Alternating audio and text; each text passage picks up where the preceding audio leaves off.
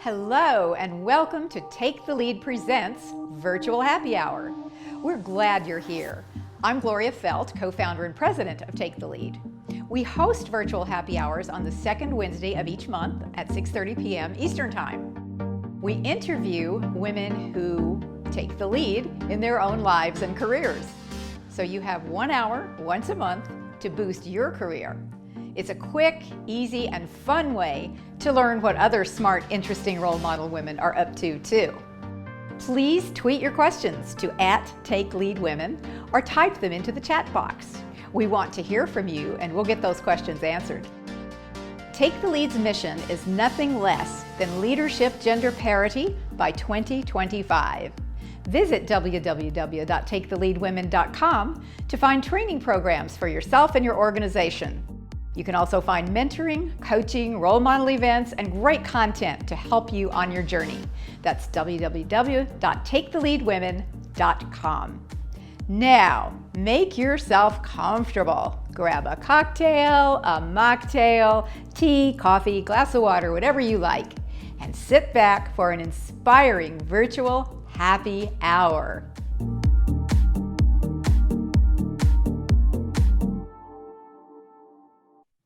Well, welcome everybody. A festive holiday welcome, I might say, to one and all. I'm Gloria Felt. I am co-founder and president of Take the Lead, and I am super pleased to be joined tonight by Jovanka Tiaris, who is the director of operations for Take the Lead. And you may have been expecting my usual co-host, Reshma Gopaldas. She suddenly had to do something different tonight, and Jovanka is nothing if not ready to do whatever needs to be done, and that's how women are. That is just what we do. And especially for this particular virtual happy hour, it's all about best possible and making our workplaces the best possible. And part of that is just, we do what we need to do. Improving workplace culture with mission. So we have two amazing guests this evening who we will be introducing in full momentarily, Gemma Wolf and Aubrey Blanche, and we will tell you all about them just momentarily. So Jovanka, how are you feeling about starting a new year, a new decade? What's up with you? I'm just excited. It's not just like you said, it's the beginning of a new decade, right? And the last 10 years have been interesting, but also a little trying for a lot of us. So I'm just ready to ready to welcome new amazing things in the new decade. I like the symmetry of 2020. Yeah. There's something just about the sound of it. Absolutely. I like how it looks, 2020. That looks really good. Yeah. Anyway, so we have marvelous experts who are going to help you create the work culture in teams that allow for diversity of voice and sharing of purpose. And I know they have lots of great advice to offer on how to create and cultivate environments where everyone can maximize potential and feel totally welcome. We have a mission to take the lead of gender parity by 2025 in leadership in every single sector.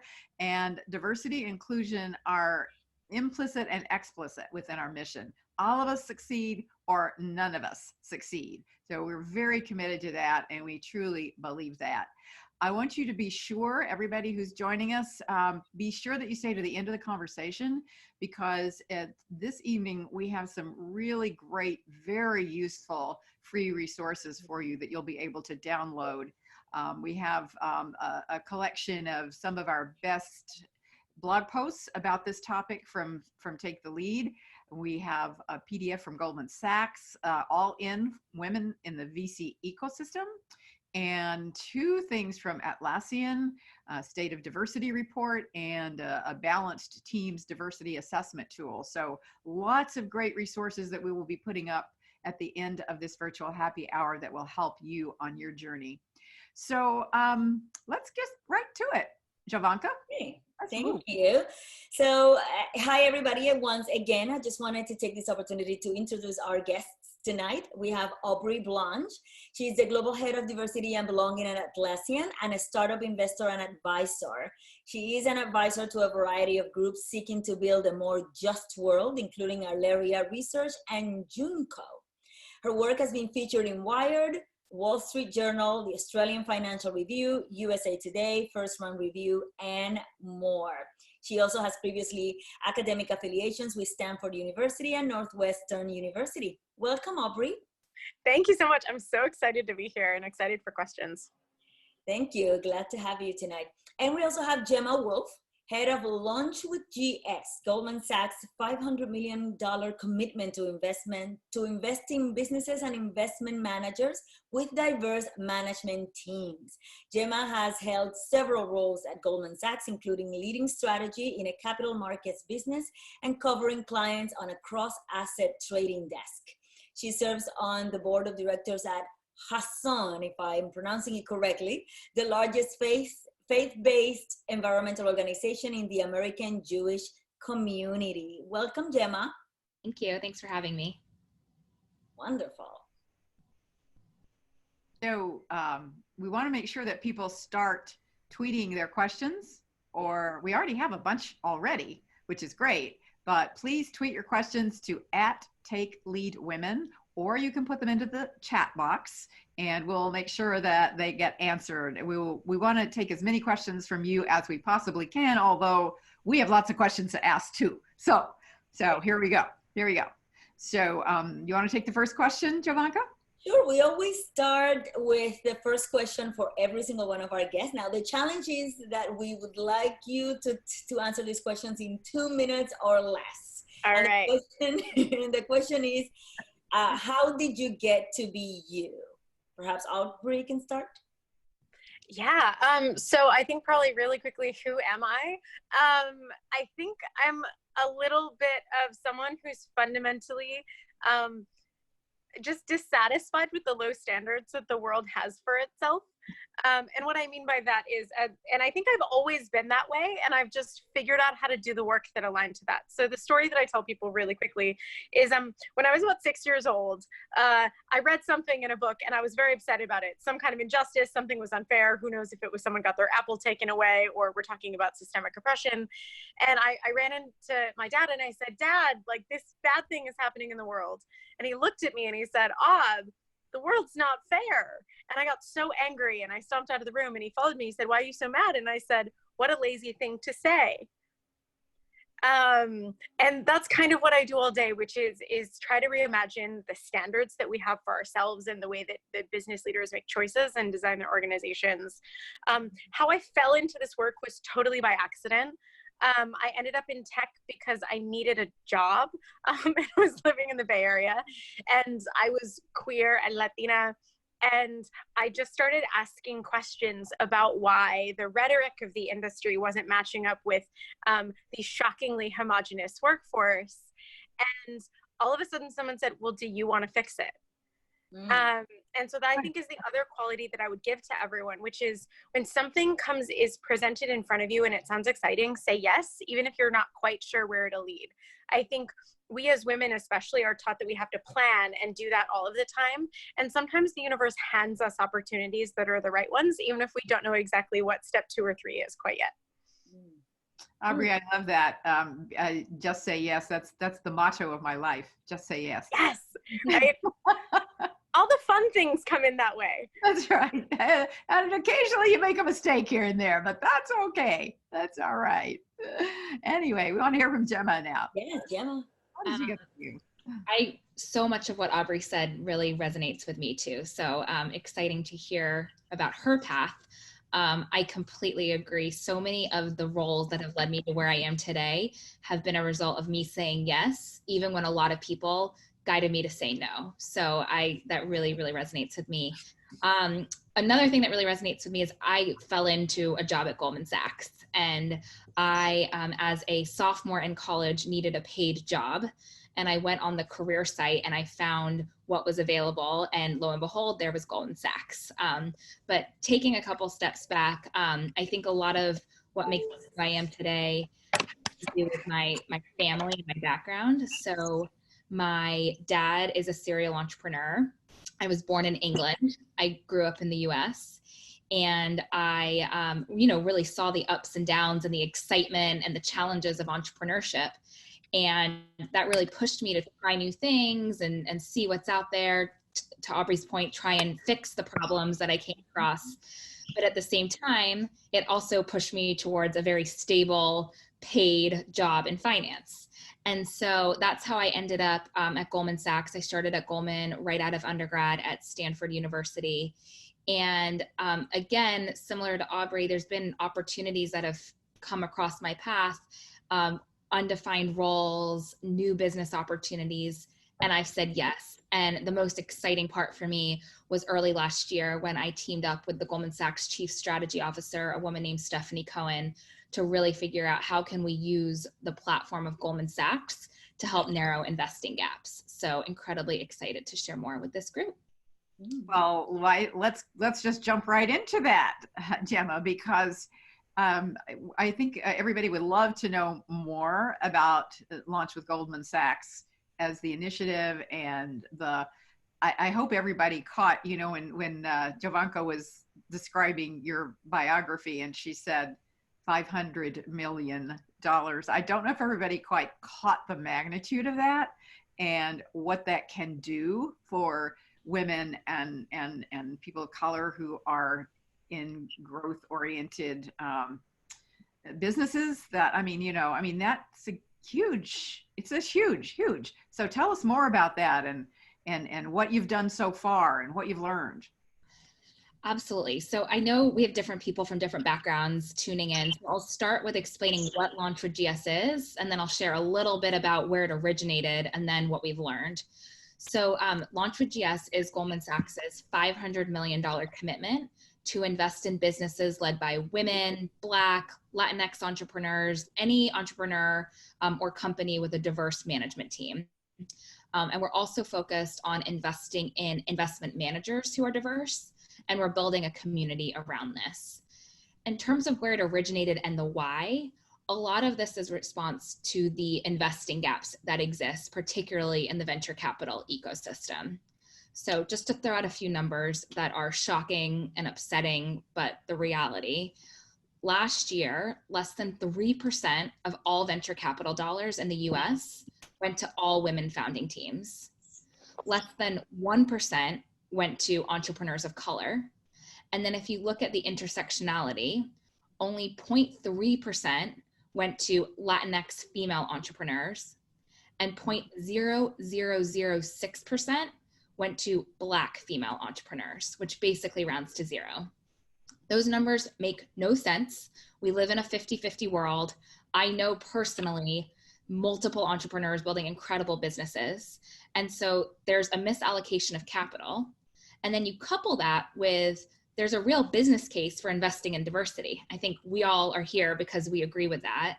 And Goldman Sachs has a very large investing platform. Our jobs are to invest, allocate capital. And one of the key things that we look for when we make an investment is who is the team behind it? Who's the management team? Who's making decisions? How do they think about the world? How do they drive growth?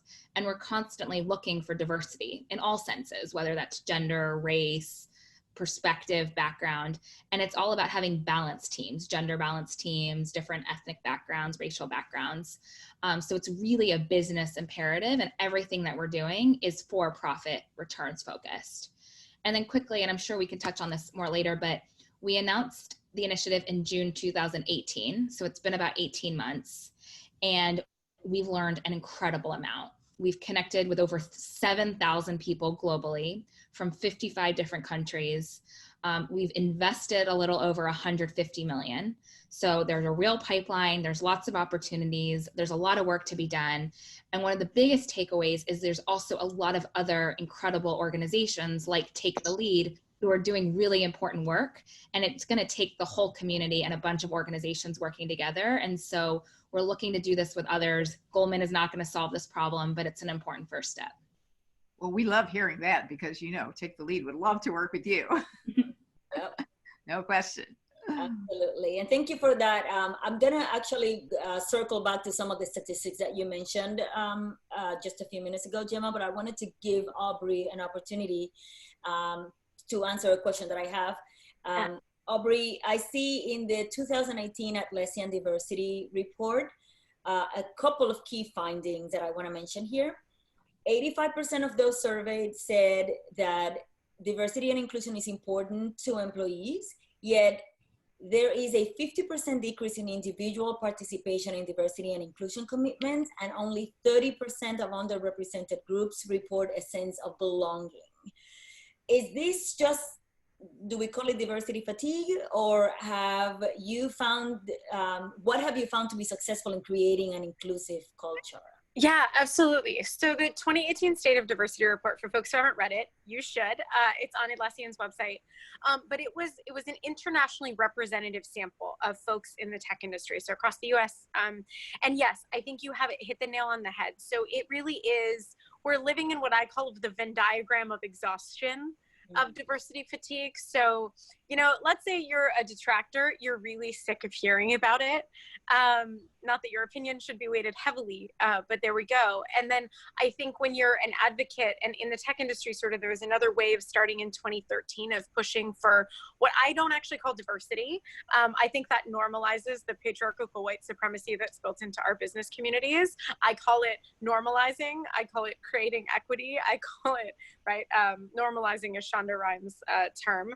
But really, for those of us that have been pushing for this, we're either marginalized ourselves and just really sick of being oppressed and having our brilliance and our talent not valued and seen the way it should be. And it's exhausting, right? This is incredible work that we get to do, but it is emotionally exhausting. So diversity fatigue is real. And I think where that comes from is a couple of big factors. So the first is that we haven't seen a lot of progress. And that's because most companies hired really fancy brand consultants to put a couple of Black people on the website and then wondered why that didn't solve structural racism. Yep. So they said, you know, we put millions and millions of dollars into it, and we didn't see a change. And the reason is because sort of a lot of the diversity and inclusion strategies that have been approved by executive leadership don't actually lead to structural change. And so they've put money in the wrong place. I think the initiative from Goldman Sachs, right, committing dollars to underrepresented entrepreneurs, that's a meaningful thing that actually creates change, because dollars go to the communities that create that change. So I think that's one hopeful thing is for companies that are seriously investing in structural change, they're going to start seeing the benefits. That's slow work. It's not as shiny, but it does create change. And I think for those underrepresented folks, they're going to want to go to those companies. And in such a tight talent market, the fact is that those companies that have made the right investments are going to win, right? The competition for the best people, because the best people look like everyone. I think on the personal level, you see this decrease in action because people are often overwhelmed by the scale of the problem. So for those of us that, you know, maybe have a handful of underrepresented or marginalized identities, the things we saw coming post 2016 weren't shocking, right? We knew they were there, but there's a lot of folks for whom it was a surprise, and they're freaked out by the scale of how broken a lot of the systems that we inhabit are. And for me, this is why at Atlassian, we've really focused on teams. So one, we're all about team collaboration, but I really think that focusing on creating a sense of belonging on your team is actually the key to crushing diversity fatigue. And the reason for that is pretty simple. You know, when you're the average mid-level manager at a large company and someone tells you to empower women, that's like the least actionable feedback ever, right? Is it like, do I buy Dove deodorant? Right, what does that mean? What should I do? Right. But if someone tells you, you should institute a no interruptions rule in your meeting. Mm-hmm. So that's specific and it's actionable, and it's something that an individual can own. And guess what? Because women, especially women of color, because other underrepresented people are statistically significantly way more likely to be interrupted while speaking in meetings, you're going to create a bigger sense of belonging and professional respect for those folks who have often not been given it when they deserved it. You're going to actually move the needle on that feeling, but it's not because you're trying to change the whole company culture. It's because you're just trying to change your little sphere of influence, and you'll get immediate feedback that it's working. And think about if every single person did just one thing to create more inclusion, belonging every month. The entire corporate culture would shift, and that would feel really empowering to the individuals while the change was happening. Well, I mean, I've never understood why people don't inherently see diversity as a plus. It's more interesting, quite frankly. but anyway, I don't know. That's just my own perspective. But we have a question from a participant, Gigi, who asks, I am the only Latina in my company of about 30 people. I get asked to represent all Latinx people everywhere in every meeting or presentation to clients. Can I say no? I'm just exhausted being the only one all the time. Who can tackle that one? Who wants to take that one on? I mean, hi, I'm like the most senior Latina almost everywhere. Two things. One, say yes, but demand payment for that extra work that you're doing. Yep. Start at $500 an hour and see what happens. And two, and then I'll throw it over. But the other thing I ask is, why do you think I can speak for all Latinas? Can you speak for all white men? Right. I really love the reverse the question, because people are often unconsciously doing that, and that helps them understand what they're doing and why it doesn't feel great for you, which is empathy building, if you feel like you can do that. Gemma, do you have a... I couldn't have said it better myself. Oh, dear. And as somebody who's often not only one of the few Black women and also happen to be Latina in the room, I can totally feel. You're a threefer. You're a threefer. You're a threefer. Yes, exactly. I'm like a 2-for-1, and I've gotten that before. Like, oh, so we got a person of African descent and a Latina. There you go. Like, we don't need to find anybody else, which is like, mind-boggling. I just wanted to ask a question to either one of you ladies. You've probably seen the whole Gabrielle Union story about her firing from America's Got Talent over reasons that allegedly were considered racist. Let's just say allegedly, claiming that, for example, her hairstyles were too Black.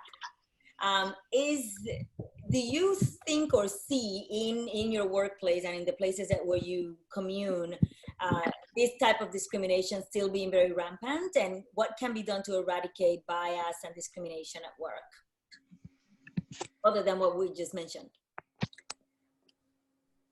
I don't want to take up all the airtime, although I always have opinions. Go ahead. First of all, I just want to say there's no such thing as too Black. Like, that's not a construct. That's right.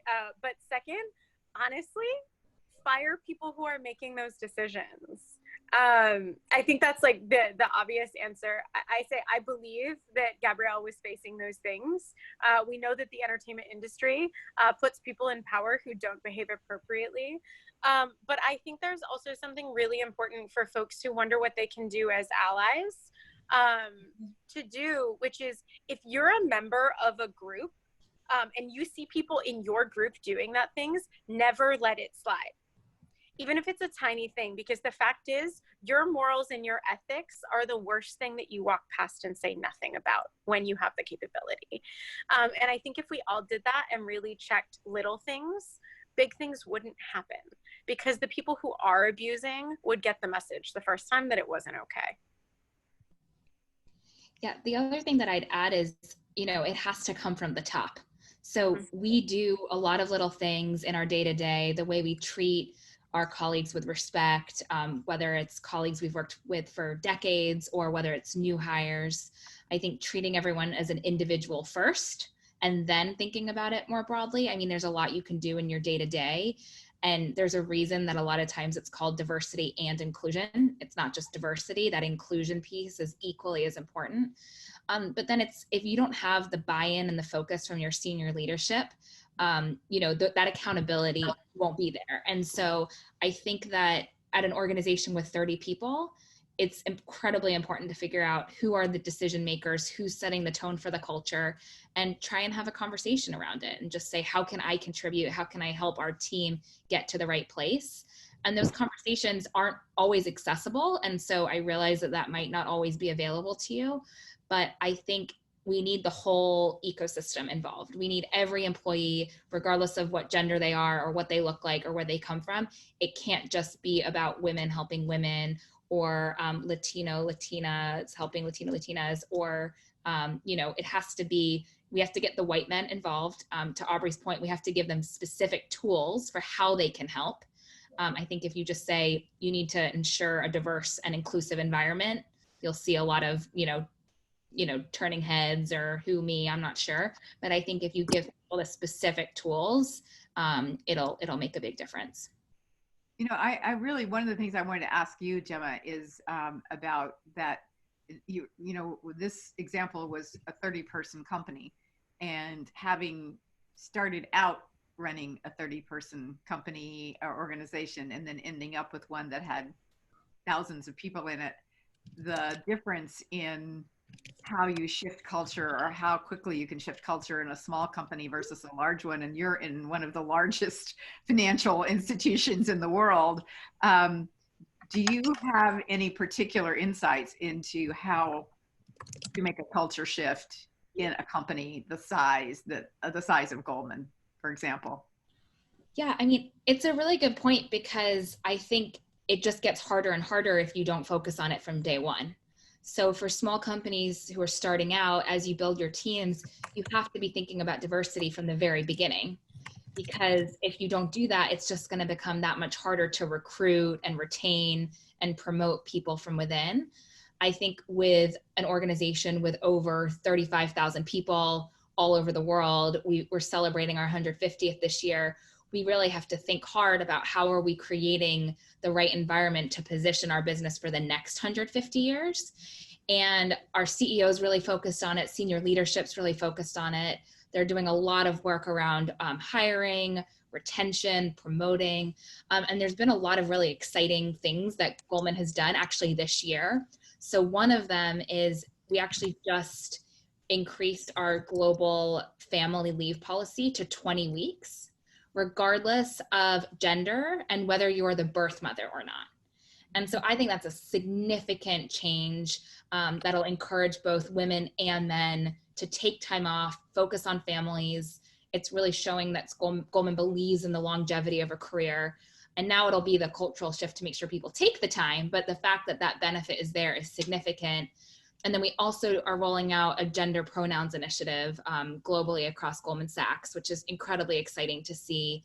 And I think that'll have a big influence when you have over 35,000 people and the clients that we meet with and the organizations we talk to. So, it takes time, and it's, these things aren't easy, but we're seeing a lot of good steps in the right direction.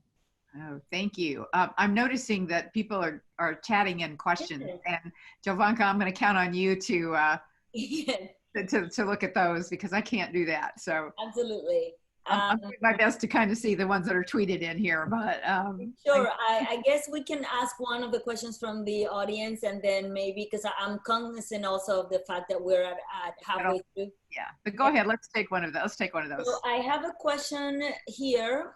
Olga's asked to Gemma, what is the process and criteria you follow at Goldman to select companies you support? Great question.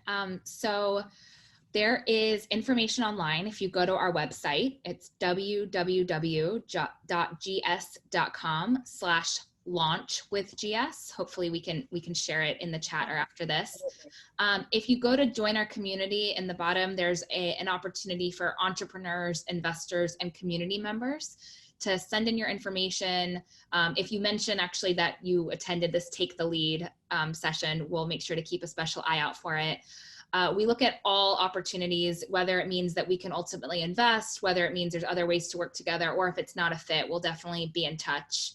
But we're looking for different companies of different sizes and stages. We look at all industries except for biotech at the early stages. We don't invest in early stage biotech companies. Thank you. I'm really glad for that question too, because I was thinking the same thing. Oh, I want you to tell people how they can link up with Launch, because it's a huge opportunity for anybody who's out there and to check it out and see if there is an opportunity for them or a fit. So yes, thank you, Jovanka. It is time for me to say that this is Take the Lead's virtual happy hour with our guests, Aubrey Blanche, who is Global Head of Diversity and Belonging at Atlassian and a startup investor and advisor, and Gemma Wolf, who is Head of Launch with GS, Goldman Sachs' commitment to invest in diverse management teams. And tonight, we do have some free resources from each of these guests, as well as from Take the Lead. So do stay to the end, and we'll put them up into the chat box so you can download them. And they'll be, I looked at all of them, and they are super useful tools. So please be sure that you do check those out and download them. And meanwhile, I want you also to please hop over to the taketheleadwomen.com website. That's taketheleadwomen.com. And you can go there today and every day for free resources of various kinds, and also access to our women's leadership programs that will help you break through the barriers to get to the career, to the highest place in your career that you want, and also to help your organization reach its diversity and inclusion goals. We have solutions that have already been shown to make great advances for women in their own careers, and solutions for companies that are, you know, I think as Gemma said earlier, there are the nice words on the websites, but you got to translate those nice words on the websites too, or maybe it was Aubrey who said it, pardon me if I misheard, but you know, I think many companies today are struggling to translate those nice words on their website about diversity and inclusion and women's leadership.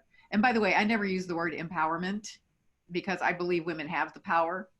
And I believe that the main thing Take the Lead does in its programs is help women see the power they have, know the power they have, know the value they bring, and embrace that power. So that's why I never use that word empowerment. But but I know that many companies are struggling to put legs onto those fine words about diversity and inclusion. So if there's anything we can do from Take the Lead, we want to be of service. You can email me directly or tweet me directly at Gloria Felt, or you can also email Take the Lead at taketheleadwomen.com if you don't want to bother with things that are on the website and just want somebody to call you up and talk to you personally. We're always happy to do that too. So let's go back to our guests. Wonderful. Thank you for that, Gloria. We have another question. This is something similar to what Gloria was mentioning just now, and it's a really important one. It's from Danny. She says, I work in software development, and when I bring diversity to the conversation, I usually hear leadership saying they are trying, but they can't find candidates. We hear this regularly. What kind of recommendations do you have for those situations? Have better standards. No, I'll explain myself. Sorry, I'm on Twitter a lot. I'm a millennial. I speak in snark. No, so I think one of the core problems that I see, especially in software engineering, which are, you know, a lot of the processes that I work to dismantle every day, is that the qualifications that we require for software engineers, or what we actually, quote, care about, have nothing to do with being a software engineer. So you'll see most job ads, for example, require a bachelor's degree. Or there are companies who literally have different recruitment and easier recruitment processes for candidates who went to Stanford, and, you know, and Carnegie Mellon, and, you know, which are incredible schools. Don't get me wrong. I went to one of them. But the problem with that is that they are using really bad proxies for capability. So a factoid for everyone is that the number one factor that predicts whether a student goes to a, quote, top university in America is the amount of money that their parents make. So when companies are selecting for things like the pedigree of your education, all they are choosing is rich people. And again, no critique of that. But I think that companies need to think more broadly about what qualified looks like, because most of the time, what we call qualified actually has nothing to do with measuring skills and capabilities for a job. So if you're going to the same schools that have historical issues with representation in their programs, then yeah, you're going to have an issue finding those candidates, because you're not looking where they are, and you're not looking where the majority of the talent is, because you're being fooled by some arbitrary branding. And I think that that's a really important point. Especially with software engineering, we should be honest, right, that there actually is a constraint on the talent pipeline. But again, if you have a culture, if you're creating incredible growth opportunities, you will have an advantage in hiring those underrepresented people. And that takes time. That takes treating the people that you have well. Because the fact is, you can do as much recruiting marketing as you want, but if you're treating the people in your company like crap, your candidates will find out.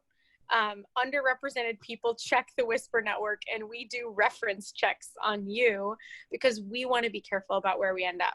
So my answer to we can't find the candidates is maybe your culture isn't one in which they want to be found, first of all. And second of all, think more broadly about what qualified means and what your sourcing strategy is, and understand that what got you here will not get you to the place that you want to go. I completely agree with that. The only other thing I'd add is that hiring and building teams is one of the most important things that a company can do. And you need to spend the time. And I think if you start looking for the candidates right when you need them, you're way too late. So you need to start building those relationships early, and particularly when it relates to looking at different places, expanding the schools and the networks that you're tapping into. You should be building that pipeline long before you need it, so because they're getting to know you as much as you're getting to know them. Absolutely. I don't know if this statistic is still accurate, but a couple of years ago when I was doing some research on the percentages of women in the tech fields and different aspects of it, what I found was that there was something like 28% of the employees were female and had engineering degrees or some other STEM degree in the workforce, but women were graduating, like 40% of the graduates in those fields were female. So what was happening was women were starting out and then they were not staying. And they weren't staying because of cultural issues.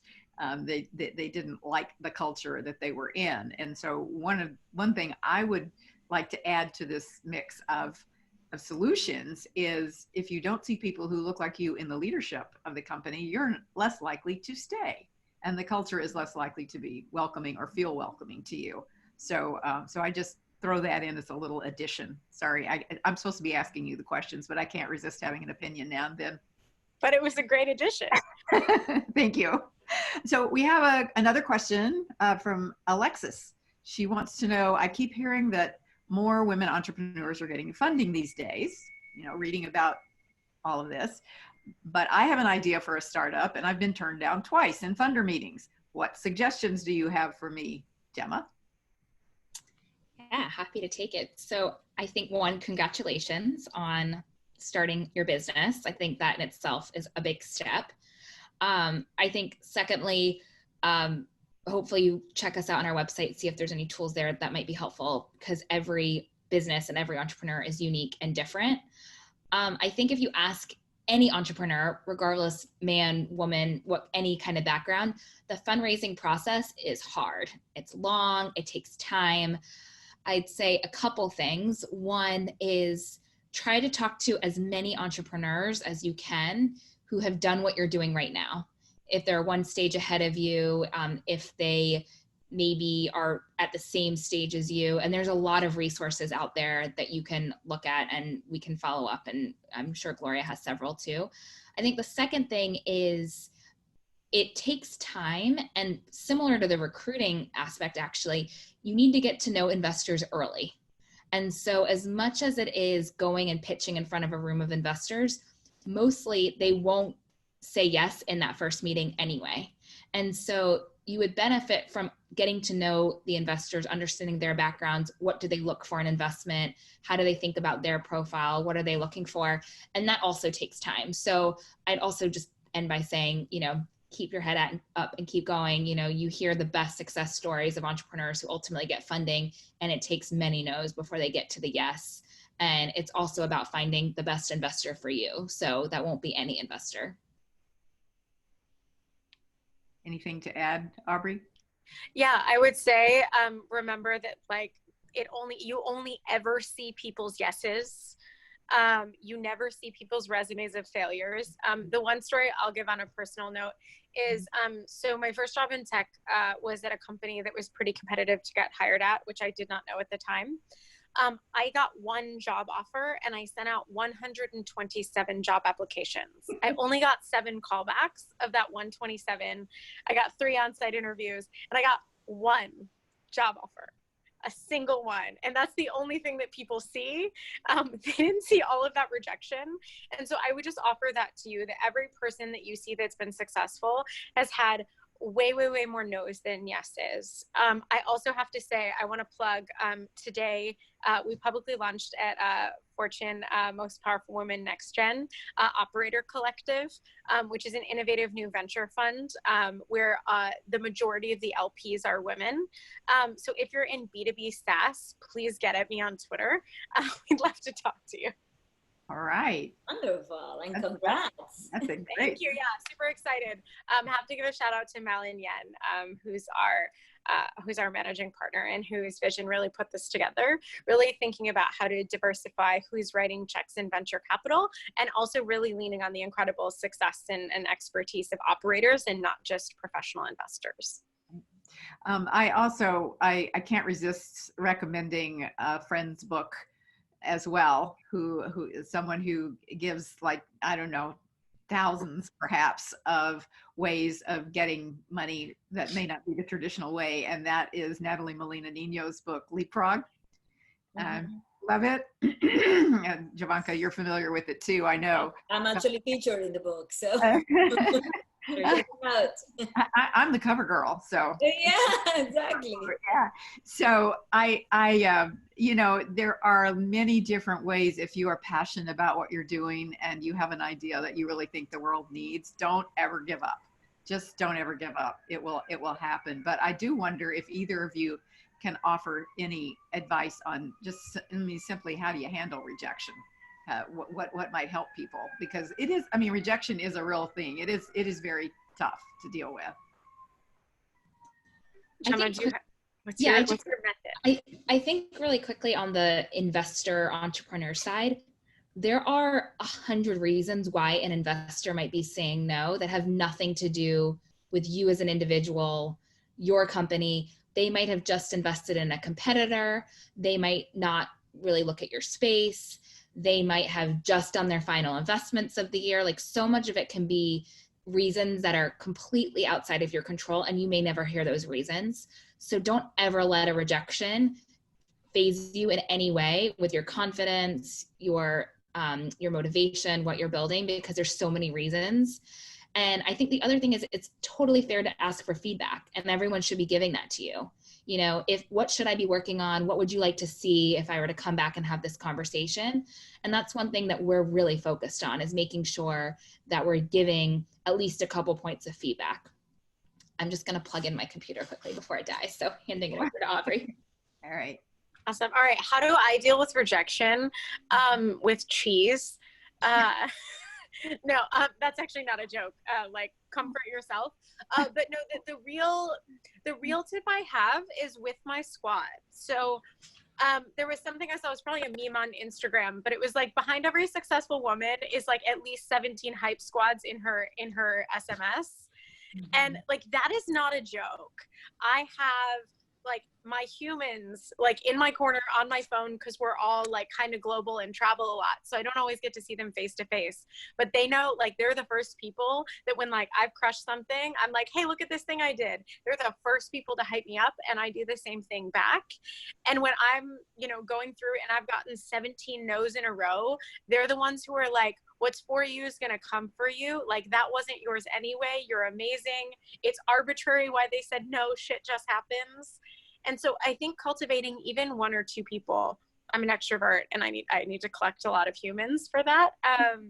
But that is, find one or two people. Or I also follow a lot of Instagram accounts that are like really affirming and tell me I can keep going, because it's a good way for me to get that message all day. So I built my own systems to make sure that I don't have to deal with rejection and failure by myself. That's amazing. Thank you for that, ladies, both of you. I wanted to bring up a recent study, a quote from a recent study published by the Harvard Business Review that says that diverse workplaces are more innovative. So kind of shifting gears a teensy bit. The quote says, quote, building a workplace in which employees have the chance to routinely meet new people and freely share their ideas can truly unleash their innovation potential. So I'd like to hear from both of you on this, if possible. Perhaps Aubrey can talk about how innovation can lead to retention and satisfaction, and Jenna can talk about innovation leading to financial rewards. Yeah, so I think the fact is diversity leads to innovation, because when you have more perspectives in the room, people are better at problem identification, right? They're better at building more diverse solutions. And the fact is, we know that we're in a dynamic, changing world, and people want to work in places where they're stretching and they're growing. We see research out of every major talent agency that shows that what people want is professional development. And that no longer looks like going to 4-hour trainings all the time. What it actually looks like is learning new things and creating new things with people. And so that innovation is what creates excitement in a business that also creates revenue, right? That's the economics of a business. Most businesses don't scale because they're doing the same thing, and certainly don't grow. And so again, it's that direct connection between the talent, the human beings that you bring in, that creates a culture that then creates the economic return for investors and shareholders and employees alike.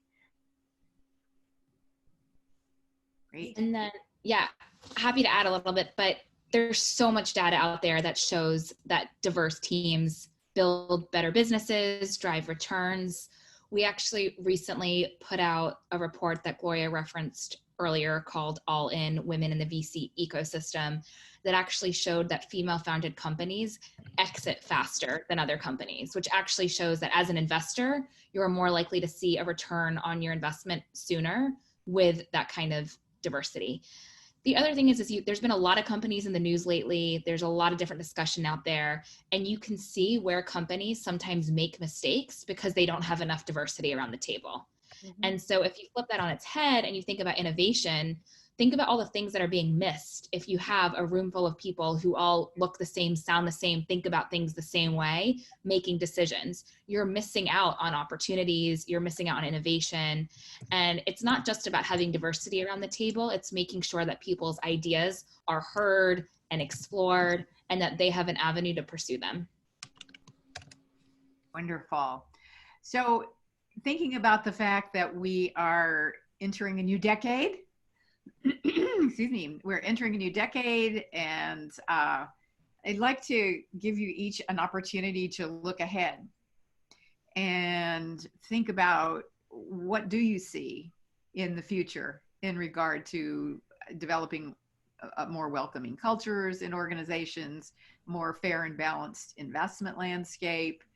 Or are we going to go backwards because of the exhaustion that you mentioned earlier, or any of the other factors that may be going on? So Gemma, can we start with you?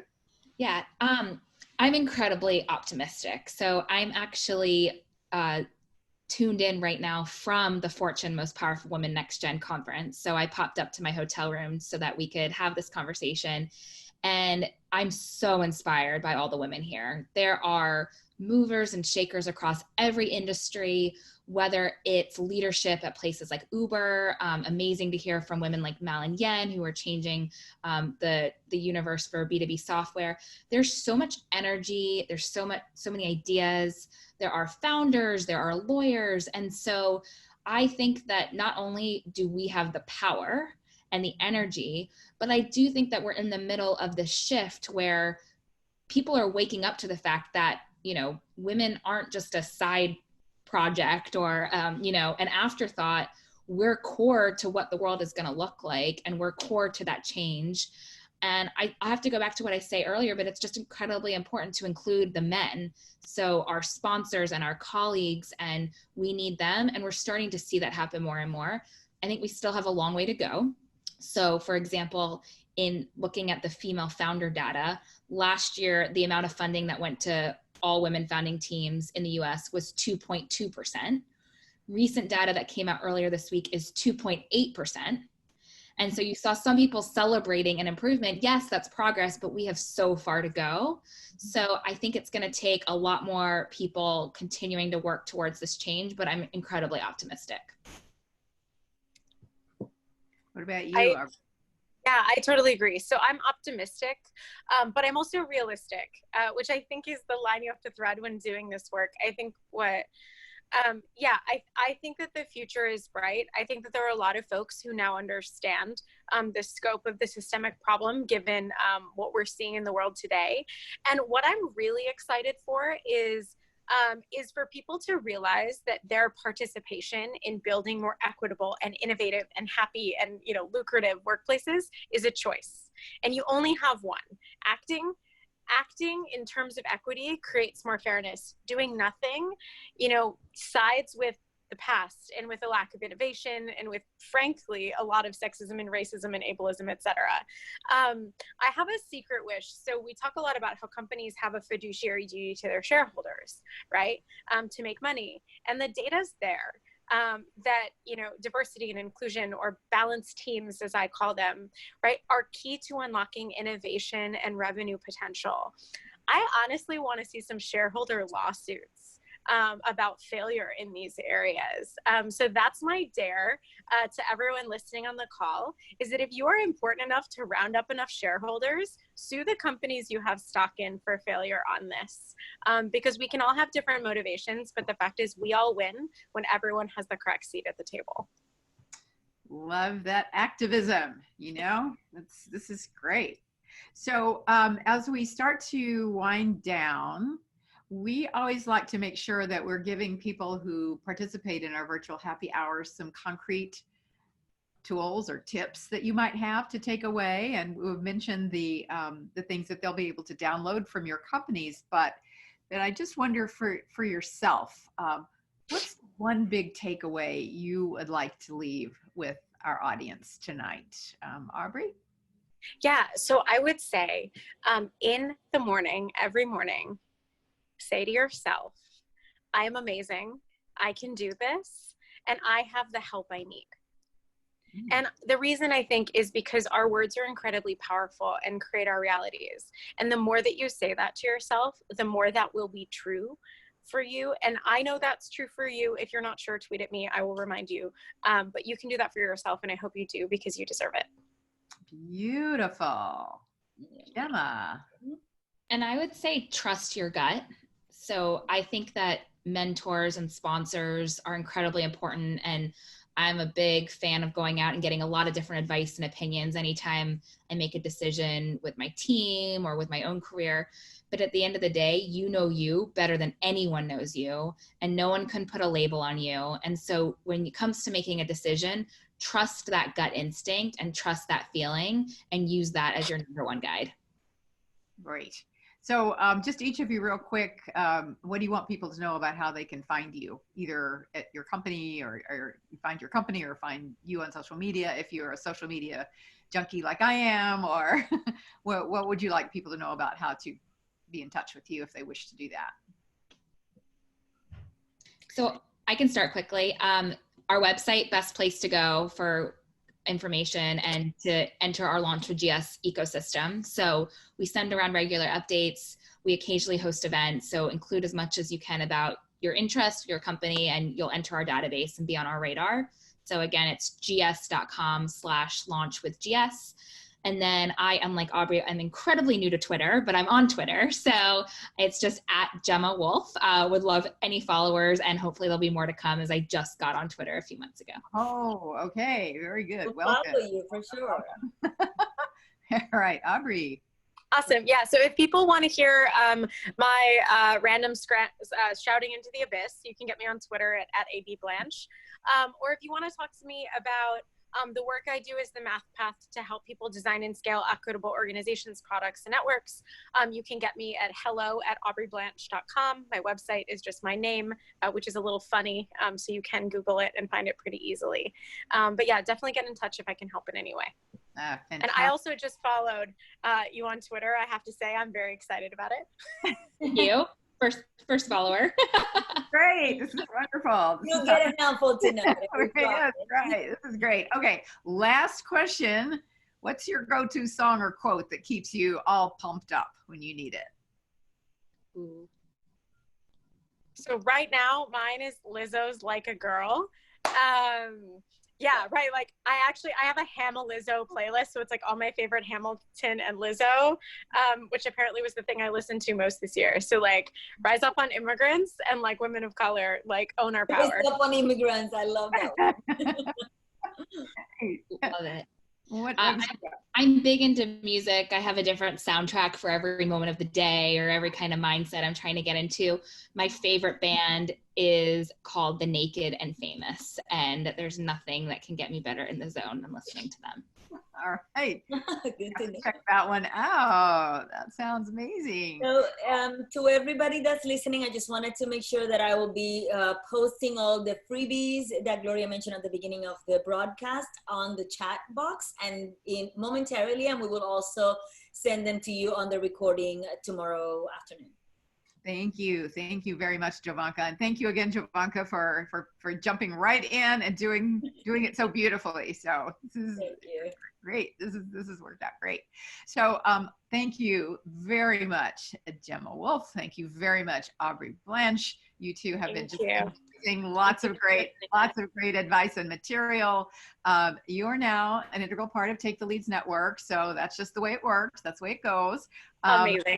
Working for gender parity by 2025.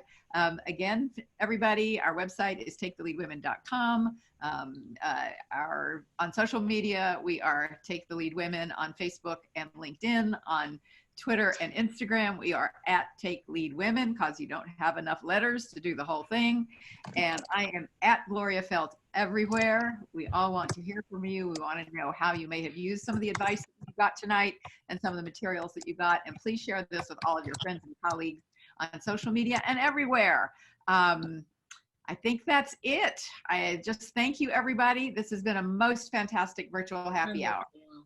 Thank you so much, everyone. So much fun. Thank you. Thanks for joining Take the Lead Presents Virtual Happy Hour. Be sure to tune in again next month. Remember, it's the second Wednesday of every month at 6:30 p.m. Eastern Time.